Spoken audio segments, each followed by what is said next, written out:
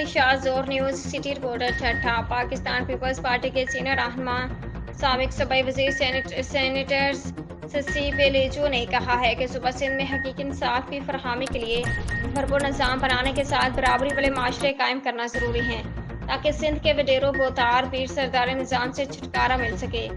انہوں نے رانی پور میں معصوم بچے فاطمہ فروڑو کے وحشیانہ قتل کی شدید مذمت کرتے ہوئے کہا کہ اس واقعے کی جتنی مذمت کی جائے کم ہے اور واقعے میں ملوث کرداروں کو سخت سے سخت سزا دی جائے اور کسی قسم کی بھی رعایت نہ کی جائے۔ متاثرہ خاندان سے انصاف ہونا چاہیے۔